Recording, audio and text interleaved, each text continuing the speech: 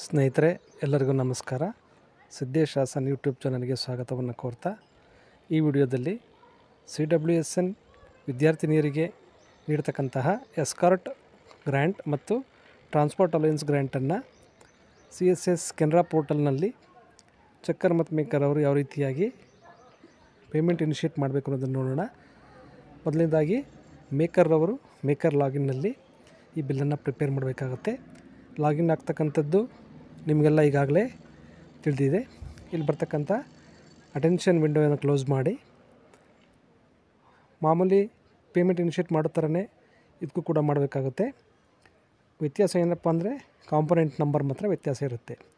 ಮೇಲ್ಭಾಗದ ಮೆನುಗಳಲ್ಲಿ ಪೇಮೆಂಟ್ ಅಂತ ಏನು ಆಪ್ಷನ್ ಇದೆ, ಆ ಪೇಮೆಂಟ್ನಲ್ಲಿ ನೀವು ಮೂರನೇ ಆಯ್ಕೆ ಪೇಮೆಂಟ್ ಫೈಲ್ ಅಂತ ಏನಿದೆ ಅದನ್ನು ಕ್ಲಿಕ್ ಮಾಡಿ. ಅದರ ಮುಂದೆ ಕರ್ಸರ್ ತೊಗೊಂಡೋದ್ರೆ ನಮಗೆ ಸಬ್ ಮೆನು ಓಪನ್ ಆಗುತ್ತೆ. ಆ ಸಬ್ ಮೆನುಗಳಲ್ಲಿ ಇನಿಷಿಯೇಟ್ ಪೇಮೆಂಟ್ ಅಂತಕ್ಕಂಥ ಆಯ್ಕೆ ಇದೆ, 6ನೇ ಆಯ್ಕೆ. ಆ 6ನೇ ಆಯ್ಕೆ ಮೇಲೆ ನೀವು ಕ್ಲಿಕ್ ಮಾಡಿ ಪೇಮೆಂಟ್ ಇನಿಷಿಯೇಟನ್ನು ಮಾಡ್ಬೋದಾಗಿರುತ್ತೆ. ಆ ಆಯ್ಕೆನ ಕ್ಲಿಕ್ ಮಾಡಿದ ನಂತರ ನಮಗೆ ಈ ರೀತಿಯಾದಂಥ ಒಂದು ವಿಂಡೋ ಬರುತ್ತೆ. ಈ ವಿಂಡೋದಲ್ಲಿ ಮೇಲ್ಭಾಗದಲ್ಲಿ ನಾವು ಯಾವುದೋ ಒಂದು ಸ್ಕೀಮ್ ಇದೆ, ಸಮಗ್ರ ಶಿಕ್ಷಾ ಸ್ಕೀಮ್ ಬಗ್ಗೆ ಇರುತ್ತೆ. ಅದಾದ ನಂತರ ಇರತಕ್ಕಂತಹ 5 ಬಾಕ್ಸ್ಗಳೇನಿದೆ ಅದರಲ್ಲಿ ಟ್ರಾನ್ಸಾಕ್ಷನ್ ಟೈಪು, ಟ್ರಾನ್ಸಾಕ್ಷನ್ ಬಗ್ಗೆ ಇರ್ತಕ್ಕಂಥ ವಿವರಗಳು ಆಟೋ ಹೆಚ್ಚಾಗಿರುತ್ತೆ. ಟ್ರಾನ್ಸಾಕ್ಷನ್ ಇಯರ್, ಫೈನಾನ್ಷಿಯಲ್ ಇಯರ್ ಅವೆಲ್ಲ ಏನಿರುತ್ತೆ ಅದೆಲ್ಲ ಆಟೋ ಹೆಚ್ಚಾಗಿರುತ್ತೆ. ಅವುಗಳನ್ನು ನಾವೇನು ಎಡಿಟ್ ಮಾಡೋ ಹಾಗಿಲ್ಲ. ಅದಾದ ನಂತರ ಆರ್ಡರ್ ನಂಬರ್ ಕೂಡ ಆಟೋಮೆಟಿಕ್ ಜನ್ರೇಟ್ ಆಗುತ್ತದು PFMS ಇಂದ. ಈಗ ನಾವು ನೆರೇಷನನ್ನು ಮಾತ್ರ ಆ್ಯಡ್ ಮಾಡಬೇಕಾಗತ್ತೆ. ನೆರೇಷನ್ ಅಂದರೆ ಏನು ಅಂದರೆ ಈ ಅನುದಾನಕ್ಕೆ ಸಂಬಂಧಪಟ್ಟಂತಹ ಹೆಡ್ ಏನಿದೆ ಆ ಹೆಡ್ಡನ್ನು ನಾವಲ್ಲಿ ಟೈಪ್ ಮಾಡಬೇಕಾಗತ್ತೆ. ಈಗ ನಾವು ಮಾಡ್ತಾ ಇರೋದು CWSN escort allowance and transport allowance ಆಗಿರೋದ್ರಿಂದಾಗಿ ಅದನ್ನು ನಾವು ಆ ನೆರೇಷನ್ನಲ್ಲಿ ಟೈಪ್ ಮಾಡಬೇಕು. CWSN children escort allowance and transport allowance ಅಂತೇಳಿ ನೆರೇಷನ್ ಬಾಕ್ಸಲ್ಲಿ ಟೈಪ್ ಮಾಡಿ.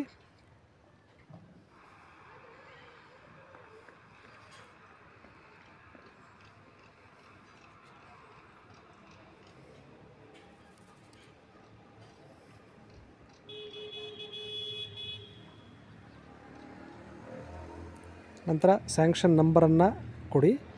ನಿಮ್ಮ ಕಚೇರಿಯಲ್ಲಿ ಅಥವಾ ಶಾಲೆಯಲ್ಲಿ ಏನು ಸ್ಯಾಂಕ್ಷನ್ ನಂಬರನ್ನು ಹಾಕಿರ್ತೀರ ಆ ಸ್ಯಾಂಕ್ಷನ್ ನಂಬರನ್ನು ಆ ಜಾಗದಲ್ಲಿ ಎಂಟರ್ ಮಾಡಿ. ಫಾರ್ ಎಕ್ಸಾಂಪಲ್ 01/2025 ಅಥವಾ 03/2025 ಅಂತ ಹೇಳಿ. ಅದಾದ ನಂತರ ಸ್ಯಾಂಕ್ಷನ್ ಡೇಟನ್ನು ಸೆಲೆಕ್ಟ್ ಮಾಡ್ಕೊಳ್ಳಿ. ಕ್ಯಾಲೆಂಡರಿಂದ ನೀವು ಯಾವತ್ತು ಸ್ಯಾಂಕ್ಷನ್ ಡೇಟ್ ನಿಮ್ಮ ಕಚೇರಿಯಲ್ಲಿ ಮಾಡಿರ್ತೀರ ಅದನ್ನು ಸೆಲೆಕ್ಟ್ ಮಾಡ್ಕೊಳ್ಳಿ. ಅಲ್ಲಿ ಸ್ಯಾಂಕ್ಷನ್ ಫೈಲನ್ನು ಅಪ್ಲೋಡ್ ಮಾಡೋದಕ್ಕೆ ಆಪ್ಷನ್ ಇದೆ. ನಿಮ್ಮ ಹತ್ರ ಅವೈಲಬಿಲಿಟಿ ಇದ್ದರೆ ಅದನ್ನು ಅಪ್ಲೋಡ್ ಮಾಡ್ಬೋದು, ಇಲ್ಲಾಂದರೆ ಅದೇನು ಕಂಪಲ್ಸರಿ ಇಲ್ಲ. ಅದಾದ ನಂತರ ಪುನಃ ರಿಮಾರ್ಕ್ಸಲ್ಲಿ ನಾವು ಏನು ನೆರೇಷನ್ ಮೇಲೆ ಬರ್ತಿದ್ವಿ ಆ ನೆರೇಷನ್ನೇ ಕೂಡ ಇಲ್ಲೂ ಕೂಡ ನಾವು ಟೈಪ್ ಮಾಡಬೇಕಾಗುತ್ತೆ. ಅಥವಾ ಅಲ್ಲಿ ನೆರೇಷನ್ನಲ್ಲಿ ಏನು ಟೈಪ್ ಮಾಡಿದ್ದೀರ ಅದನ್ನೇ ಕಾಪಿ ಮಾಡಿ ನೀವು ಅದನ್ನು ಪೇಸ್ಟ್ ಕೂಡ ಮಾಡ್ಬೋದು. Ctrl+C ಕಾಪಿ ಮಾಡಿ Ctrl+V ಅನ್ನು ಪ್ರೆಸ್ ಮಾಡೋದ್ರ ಮೂಲಕ ನಾವು ರಿಮಾರ್ಕ್ಸನ್ನು ಅದನ್ನೇ ನಾವು ಪೇಸ್ಟ್ ಕೂಡ ಮಾಡ್ಬೋದಾಗಿರುತ್ತೆ. ಈಗ ಅದಾದ ನಂತರ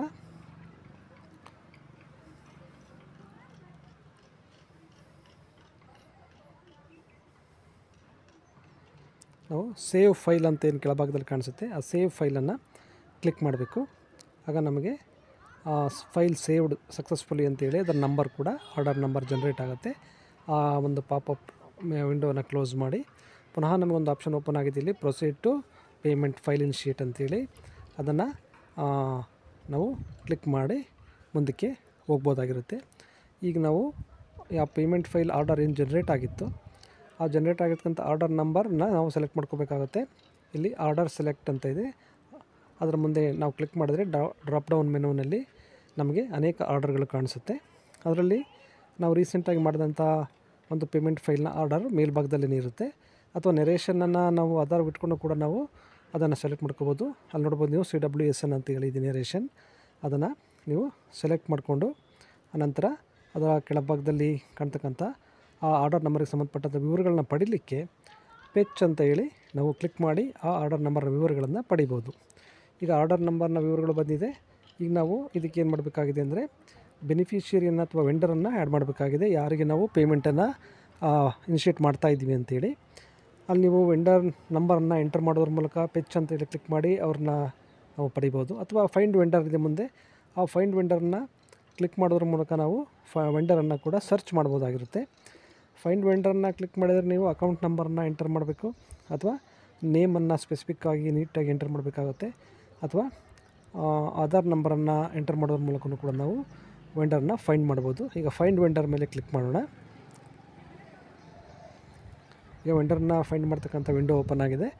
ಇದರಲ್ಲಿ ಸ್ಪೆಸಿಫಿಕ್ಕಾಗಿ ನಮಗೆ ವೆಂಡರ್ ಬೇಕು ಅಂದರೆ ಆಧಾರ್ ನಂಬರ್ಗಿಂತನೂ ನೇಮ್ಗಿಂತನೂ ಅಕೌಂಟ್ ನಂಬರ್ನ ಎಂಟರ್ ಮಾಡ್ತಕ್ಕಂಥದ್ದು ಒಳ್ಳೆಯದು. ಯಾಕೆಂದರೆ ಒಂದೇ ಆಧಾರ್ ನಂಬರ್ಗೆ 2-3 ಅಕೌಂಟ್ಗಳಿರ್ಬೋದು, ಅಥವಾ ಒಂದೇ ಹೆಸರಲ್ಲಿ 2-3 ಅಕೌಂಟ್ಗಳು ಇರ್ಬೋದು. ಹಾಗಾಗಿ ವೆಂಡರ್ ನಂಬರ್ಗಳು ಕೂಡ ಬದಲಾವಣೆ ಆಗುತ್ತೆ.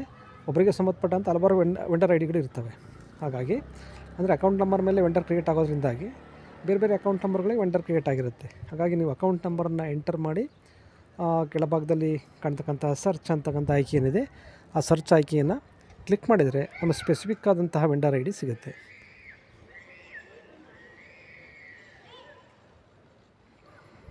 ಈಗ ನಮಗೆ ವೆಂಡರ್ ತೋರಿಸುತ್ತೆ, ಅಲ್ಲಿ ಸರ್ಚ್ ಮಾಡಿದ ನಂತರ ನೇಮ್ ತೋರಿಸುತ್ತೆ, ವೆಂಡರ್ ಐ ಡಿ ತೋರಿಸುತ್ತೆ. ಆ ಮುಂಭಾಗದಲ್ಲಿ ಸೆಲೆಕ್ಟ್ ಅಂತ ಇದೆ, ಅದು ನಮ್ಮ ಪರಿಶೀಲಿಸ್ಬೇಕು ನೀವು ನೇಮ್ ಸರಿ ಇದೆಯಾ ಅಂತೇಳಿ, ಯಾರಿಗೆ ಕೊಡ್ತಾಯಿದ್ದೀವಿ ಅಂತೇಳಿ.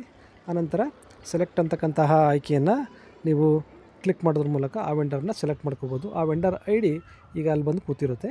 ಅದನ್ನು ನಾವು ವಿವರಗಳನ್ನ ಪಡೀಲಿಕ್ಕೆ ಪೆಚ್ ಅಂತ ಹೇಳಿ ಮುಂದೆ ಕಾಣ್ತಕ್ಕಂಥ ಆಯ್ಕೆ ಕ್ಲಿಕ್ ಮಾಡಿದರೆ ನಮಗೆ ವೆಂಡರ್ನ ಸಂಪೂರ್ಣ ವಿವರಗಳು ನೆಕ್ಸ್ಟ್ ವಿಂಡೋದಲ್ಲಿ ಮೇಲ್ಭಾಗದಲ್ಲಿ ನಮಗೆ ಗೋಚರಿಸುತ್ತೆ. ವೆಂಡರ್ ನೇಮ್ ಇರುತ್ತೆ, ಅಕೌಂಟ್ ನಂಬರ್ ಇರುತ್ತೆ, ವೆಂಡರ್ ಐ ಡಿ ಇರುತ್ತೆ, ಮುಂತಾದ ವಿವರಗಳು ಕಂಡುಬರುತ್ತವೆ.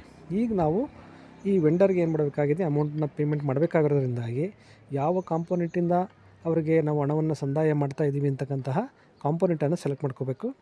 ಆ ಕಾಂಪೋನೆಂಟ್ ಮೇಲೆ ಕ್ಲಿಕ್ ಮಾಡಿದಾಗ ಈ ರೀತಿಯಾದಂಥ ಒಂದು ಸರ್ಚ್ ಮಾಡ್ತಕ್ಕಂಥ ವಿಂಡೋ ಬರುತ್ತೆ. ಕಾಂಪೋನೆಂಟನ್ನು ಮೇಲ್ಭಾಗದಲ್ಲಿ ಫಿಲ್ಟರ್ ಕಾಂಪೋನೆಂಟ್ ಅಂತ ಕಾಣಿಸುತ್ತೆ.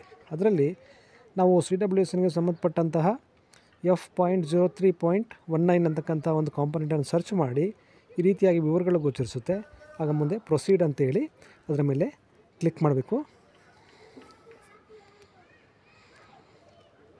ಪ್ರೊಸೀಡ್ ಕ್ಲಿಕ್ ಮಾಡಿದ ನಂತರ ಆ ಒಂದು ಕಾಂಪೋನೆಂಟಿಗೆ ಸಂಬಂಧಪಟ್ಟಂತಹ ನೇಮು ಕೆಳಭಾಗದಲ್ಲಿ ಗೋಚರಿಸುತ್ತೆ. ಅದರ ಮುಂಭಾಗದಲ್ಲೇ ಆ ಕಾಂಪೋನೆಂಟ್ಗೆ ಇರ್ತಕ್ಕಂಥ ಲಿಮಿಟ್ ಅಂದರೆ ಅಮೌಂಟ್ ಎಷ್ಟಿದೆ ಅದರಲ್ಲಿ ಅಂತಕ್ಕಂಥದ್ದು ಕೂಡ ತೋರಿಸುತ್ತೆ. ಈ ಕಾಂಪೋನೆಂಟಿಗೆ ನಮಗೆ ಸಂಬಂಧಪಟ್ಟ ಹಾಗೆ escort Alliance plus transport alliance ಒಟ್ಟಿಗೆ ಇರೋದ್ರಿಂದಾಗಿ ಮತ್ತು ಒಬ್ಬ ವಿದ್ಯಾರ್ಥಿಗೆ ಅದು ಸಂಬಂಧಪಟ್ಟಿದ್ದರಿಂದಾಗಿ ನಾವು ಸಂಪೂರ್ಣ ಏನು ಅಮೌಂಟು ಸ್ಯಾಂಕ್ಷನ್ ಆಗಿದೆ ಅದನ್ನು ಪೂರ್ಣ ಅಲ್ಲಿ ಎಂಟ್ರಿ ಮಾಡ್ತಾಯಿದ್ದೀನಿ. ನಿಮ್ಮಲ್ಲಿ ಏನಾದರೂ ವಿದ್ಯಾರ್ಥಿಗಳು 2-3 ಇತ್ತು ಅಂದರೆ ವೆಂಡರ್ಗಳನ್ನು ಆ್ಯಡ್ ಮಾಡಬೇಕಾಗುತ್ತೆ. ಬೇರೆ ಬೇರೆಯಾಗಿ ಸಪ್ರೇಟಾಗಿಯೇ ನಾವು ವೆಂಡರ್ನ ಕೋಡನ್ನು ಎಂಟರ್ ಮಾಡಿಕೊಂಡು ಅಥವಾ ಫೈಂಡ್ ಸರ್ಚ್ ಮಾಡಿಕೊಂಡು ನಾವು ಬೇರೆ ಬೇರೆ ವಿದ್ಯಾರ್ಥಿಗೆ ಬೇರೆ ಬೇರೆ ಅಮೌಂಟನ್ನು ಎಂಟರ್ ಮಾಡಬೇಕಾಗುತ್ತೆ. ಇಲ್ಲಿ ಒಬ್ಬರೇ ವಿದ್ಯಾರ್ಥಿ ಆಗಿರೋದ್ರಿಂದಾಗಿ ನಾನು ಸಂಪೂರ್ಣ ಅಮೌಂಟನ್ನು ನಾವೇನು ಮಾಡ್ತಾಯಿದ್ದೀವಿ ಎಂಟರ್ ಮಾಡ್ತಾಯಿದ್ದೀನಿ. ಆನಂತರ ಅಲ್ಲಿ ಪೇಗೆ ಟೈಪಲ್ಲಿ ರೆವಿನ್ಯೂ ಮತ್ತು ಕ್ಯಾಪಿಟಲ್ ಇರುತ್ತೆ, ನೀವು ರೆವಿನ್ಯೂನ ಹಾಗೆ ಇಟ್ಕೊಳ್ಳಿ.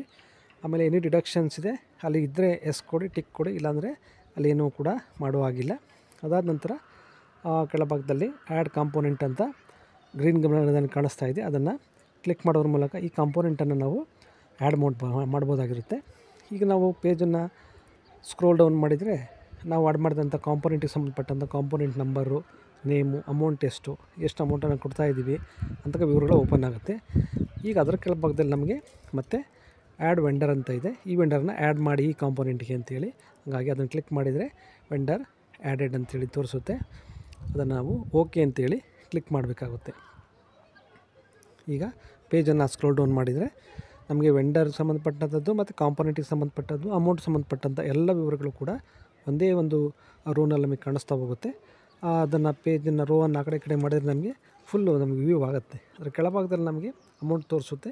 ಅದಾನಂತರ ಅಲ್ಲೊಂದು ಬಾಕ್ಸ್ ಇದೆ ಸೆಲೆಕ್ಟ್ ಮಾಡ್ಕೊಳ್ಳಿಕ್ಕೆ, ಅದರಲ್ಲಿ ನೀವು DSC ಅಥವಾ ಪೇಮೆಂಟ್ ಇನಿಷಿಯೇಟ್ ಫೈಲ್ ಇದೆ, ಅದನ್ನು ಸೆಲೆಕ್ಟ್ ಮಾಡಿಕೊಂಡು OTC ಅಥವಾ DSC ಅಂತ ಇದೆ, ಅದನ್ನು ಸೆಲೆಕ್ಟ್ ಮಾಡಿಕೊಂಡು ನೀವು ಅಲ್ಲಿ ನೆಕ್ಸ್ಟ್ ಅಂತ ಹೇಳಿ ಕ್ಲಿಕ್ ಮಾಡಬೇಕಾಗುತ್ತೆ. ಈಗ ಪೇಮೆಂಟ್ ಇನಿಷಿಯೇಟ್ ಸಕ್ಸಸ್ಫುಲಿ ಅಂತೇಳಿ ತೋರಿಸುತ್ತೆ. ಅದರಲ್ಲಿ ಆರ್ಡರ್ ನಂಬರ್ ಕೂಡ ಇರುತ್ತೆ, ಅದನ್ನು ಓಕೆ ಅಂತೇಳಿ ನೀವು ಕ್ಲಿಕ್ ಮಾಡಿ.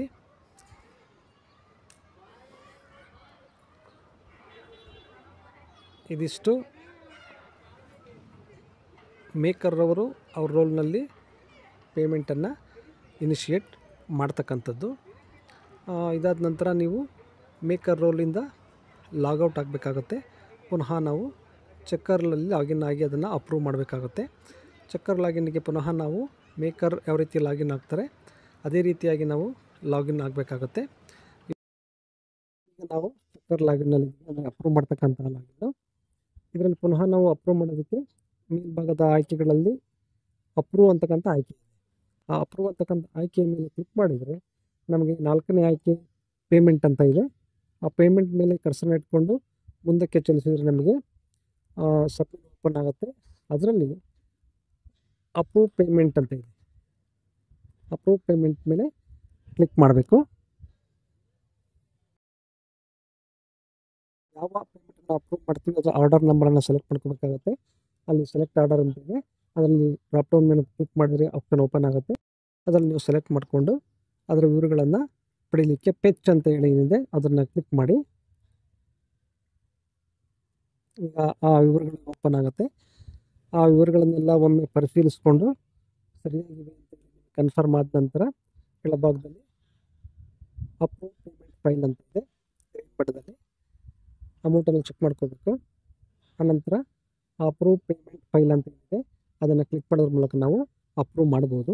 ಒಂದು ವೇಳೆ ಸರಿ ಇಲ್ಲ ಡಿಲೀಟ್ ಮಾಡ್ತೀವಿ ಅಂದರೆ ರಿಜೆಕ್ಟ್ ಕೂಡ ಮಾಡ್ಬೋದು. ಕೆಂಪು ಬಣ್ಣದಲ್ಲಿರ್ತಕ್ಕಂತಹ ಆಯ್ಕೆ ಇದೆ, ಅದು ರಿಜೆಕ್ಟ್ ಮಾಡಲಿಕ್ಕಿರ್ತಕ್ಕಂಥ ಆಯ್ಕೆ. ಅದಾದ ನಂತರ ಕಪ್ಪು ಬಣ್ಣದಲ್ಲೊಂದಿದೆ, ಅದು ಪುಷ್ ಬ್ಯಾಕ್ ಇದೆ, ಅಂದರೆ ವಾಪಸ್ ನಾವು ಅದನ್ನು ಎಡಿಟ್ ಮಾಡಲಿಕ್ಕೆ ಮೇಕರ್ ಅವರಿಗೆ ವಾಪಸ್ ಕೂಡ ಹಾಕ್ಬೋದಾಗಿರುತ್ತೆ.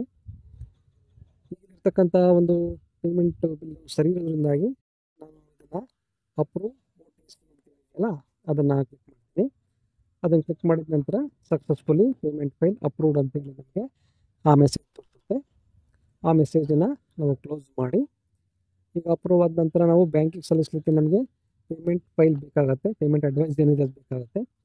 ಆ ಪೇಮೆಂಟ್ ಅಡ್ವೈಸನ್ನು ಪ್ರಿಂಟ್ ಮಾಡಲಿಕ್ಕೆ ಪುನಃ ನಾವು ಮೇಲ್ಭಾಗದ ಆಯ್ಕೆಗಳಲ್ಲಿ 4ನೇ ಆಯ್ಕೆ ಏನಿದೆ ಅಪ್ರೂವ್ ಆಯ್ಕೆ, ಅದಕ್ಕೆ ನಾವು ಹೋಗಿ ಮತ್ತೆ ಪೇಮೆಂಟಿಗೆ ಹೋಗಿ ಅದರ ಮುಂದೆ ಕರ್ಸರ್ ಇಟ್ಕೊಂಡು ಮುಂದೆ ಹೋದರೆ ಪ್ರಿಂಟ್ PPA DSC ಅಂತ ಕಾಣುತ್ತೆ. ಆ ಪ್ರಿಂಟ್ PPA DSC ಮೇಲೆ ಕ್ಲಿಕ್ ಮಾಡಿ ನಮಗೆ ರೀಸೆಂಟಾಗಿರ್ತಕ್ಕಂಥ ಅಡ್ವೈಸ್ಗಳು ತೋರಿಸುತ್ತೆ. ಅಲ್ಲಿ ಸಂಬಂಧಪಟ್ಟದ್ದನ್ನು ನೆರೇಷನನ್ನು ನೋಡಿಕೊಂಡು ಅಥವಾ ಆರ್ಡರ್ ನಂಬರ್ನ ನೋಡ್ಕೊಂಡು ನೀವು ಮೊದಲನೇ ಕಾಲಮ್ನಲ್ಲಿ ಕಾಣ್ತಕ್ಕಂತಹ ಅಡ್ವೈಸ್ ಅಂತ ಏನಿದೆ ಅದರ ಮೇಲೆ ಕ್ಲಿಕ್ ಮಾಡಬೇಕಾಗುತ್ತೆ. ಆ ಅಡ್ವೈಸ್ ಮೇಲೆ ಕ್ಲಿಕ್ ಮಾಡಿದರೆ ನಮಗೆ PDF ರೂಪದ ಅಡ್ವೈಸ್ ಓಪನ್ ಆಗುತ್ತೆ. ಇದನ್ನು ನಾವು ಪ್ರಿಂಟ್ ತಗೊಂಡು ಸಂಬಂಧಪಟ್ಟಂಥವರು ಸಹಿ ಹಾಕಿ ಅದನ್ನು ಬ್ಯಾಂಕಿಗೆ ನಾವು ಅದರಲ್ಲಿ ಡೇಟ್ ಕೂಡ ಕೊಟ್ಟಿರ್ತಾರೆ, ಇಲ್ಲಿವರೆಗೆ ಇದು ಎಕ್ಸ್ಪೈರ್ ಆಗುತ್ತೆ ಅಂತೇಳಿ. ಅಷ್ಟು ದಿನಗಳ ಒಳಗಾಗಿ ನಾವು ಅದನ್ನು ಬ್ಯಾಂಕಿಗೆ ಸಬ್ಮಿಟ್ ಮಾಡೋದ್ರ ಮೂಲಕ ನಾವು ಸಂಬಂಧಪಟ್ಟಂಥ ವೆಂಡರ್ಗೆ ಅಥವಾ ಬೆನಿಫಿಷರಿಗೆ ಅಮೌಂಟನ್ನು ಸಂದಾಯ ಮಾಡ್ಬೋದಾಗಿರುತ್ತೆ. ಈ ರೀತಿಯಾಗಿ ನಾವು